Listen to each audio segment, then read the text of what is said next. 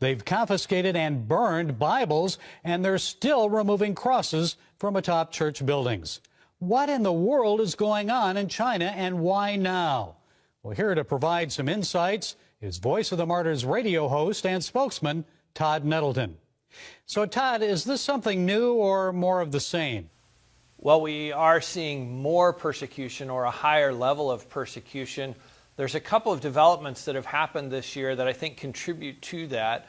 One of those is in February, new regulations on religious affairs took effect all across China.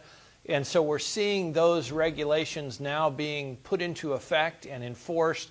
We're seeing how that's being translated from the national government down to the provincial level and then to the local level, and how that's affecting churches.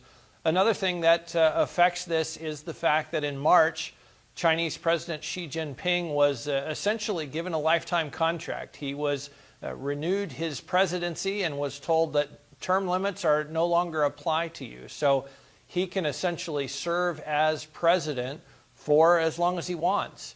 And one of his emphasis, even going back to his days as a provincial leader, was on controlling religious expression and controlling the church. And so we're seeing that what he put into effect as a provincial leader, now that he's the president of the entire country, that same emphasis is spreading from the national government level down to every part of China. Why is it happening now?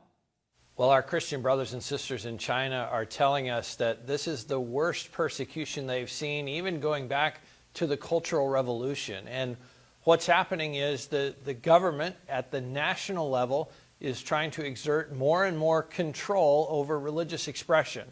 What we've seen in the last number of months is the government will come into a church and say, hey, why don't you take down that picture of Jesus in your sanctuary and put up these patriotic posters instead? Why don't you not sing hymns to start out your service? Why don't you sing some patriotic songs about the wonderfulness of the Communist Party? Well, one pastor in Beijing not long ago was told by the government, they said, Pastor, we don't mind if you continue holding your services.